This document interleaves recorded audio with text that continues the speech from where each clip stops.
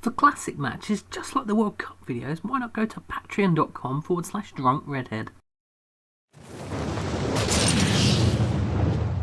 Fancy some nostalgia? Why not come and watch some What Happened on My Universe mode? Yes, we were back again for main event in Mobile, Alabama, and the show opened with Chris Jericho coming down to the ring to call someone out. Jericho stated that he had an itch that he just couldn't scratch by himself. He wanted a fight and his patience was about to run out, so he called out the British Bulldog. And out came the British Bulldog. The Bulldog questioned why he was sitting through such drivel, and then said he was willing to do something about it. Jericho said he was going to knock him out right there and then. Jericho then basically called the British Bulldog a stupid idiot, before the Bulldog wanted permission from the authority to stuff Jericho's words down his throat. Then Jericho kind of changed his mind as well, and, well, basically we're going to have a match next week. Main event's opening contest saw the world's strongest man, Mark Henry, come out to take on one of Booker T's former nemesis, Stone Cold Steve Austin. Mark Henry got the first few shots in a big headbutt and then a kind of standing splash, but when he went for it again, Stone Cold reversed with a drop toe hold and put him on the ropes, choking him on them. Stone Cold then took Mark Henry out with a Lou Thesz press, but when he got up, he went for a punch and Mark Henry caught that fist and slapped him about. After beating Stone Cold about for a bit, he hit a huge belly-to-belly suplex and a big slam, followed by some junkyard dog headbutts. Then the world's strongest slam, and he hit it with ease. He went for the pin, but Stone Cold kicked out at 2. Once Austin was up, all he had to do was reverse a move and then hit a Stone Cold Stunner. And Mark Henry was down for the 3 count. Stone Cold victorious, and after the match, Mark Henry had a visitor, Booker T, who came out to sarcastically clap his defeat.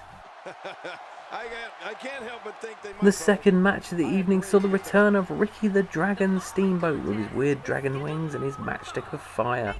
He was taking on the King of the Ring, Dusty Rhodes, who was of course accompanied by his new teammate, Macho Man Randy Savage. Steamboat started well, reversing an elbow to hit a monkey flip. Fireman's carrying a big elbow, but then Dusty reversed.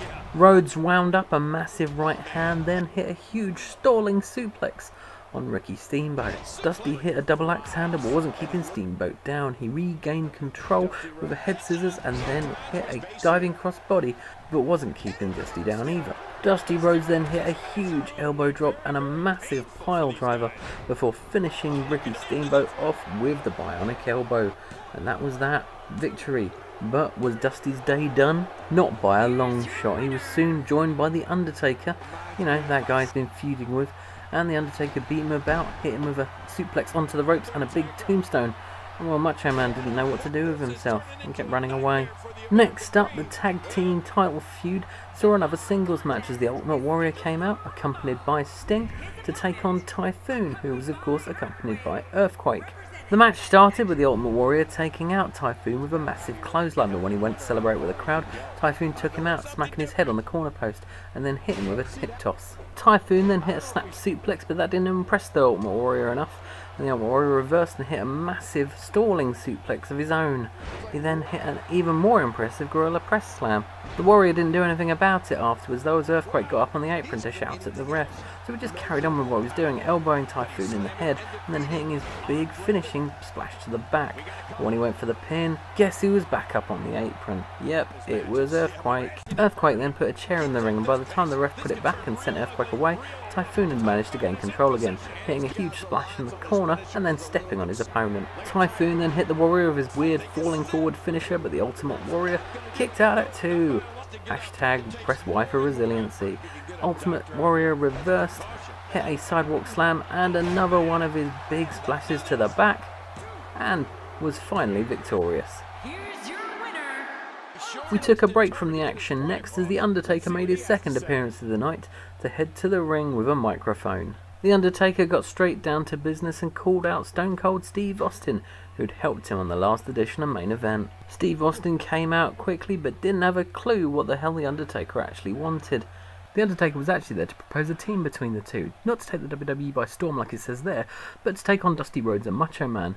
Stone Cold said that his grandmother said to live every moment, so he said yes, but asked whether he knew what he was doing. Guess it's time to wake up. Yeah, I The penultimate match of the show saw a rematch between Triple H and big sexy Diesel Kevin Nash. Before the match, Triple H extended his hand for a handshake, but Kevin Nash was apprehensive.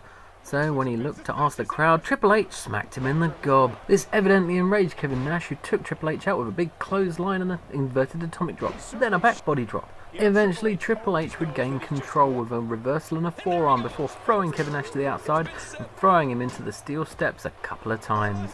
Then it was back in the ring, where he would take Kevin Nash out with a big signature spinebuster. After a couple more moves though, Nash reversed and headbutted Triple H down. He hit him with a huge big boot, took him to the top rope and threw him down, and then it was time for a jackknife powerbomb. Triple H had no response and Kevin Nash finally got a win over his former friend. It was now time for main event's main event! And Lex Luger was coming down for the first time in a while, accompanied by Dusty Rhodes and Macho Man Randy Savage to take on the WWE Champion, The Undertaker. Undertaker celebrated his third appearance of the night with a big back suplex and a normal suplex before Lex Luger forearmed his way into control and hit him with a huge slam, followed by a nice clothesline in the corner. He then clotheslined Taker to the outside and hit him with a big suplex. And after a punch, Undertaker got pissy and clotheslined him down. He put Luger back in the ring and hit a big leg drop on the apron, the hardest part of the ring. He then hit a last ride, but before he could go for the pin, Dusty Rhodes distracted him. This would give Luger a chance to get his breath back, and he got up and clotheslined the Undertaker down with a huge forearm, and then a pile driver. He went for the pin, but the Undertaker would kick out at 2. Lex Luger would hit another forearm and another pile driver and went for another pinfall, but this would be another time that the Undertaker would kick out at 2. Luger was frustrated, so he removed the turnbuckle pad and then threw the Undertaker into it, not once, but twice, and this time the Undertaker was out. He was out for the count. Luger wins, and it seems that Dusty's got a new crony. And that's it for another What Happened on My Universe mode. NXT is next. Like and subscribe.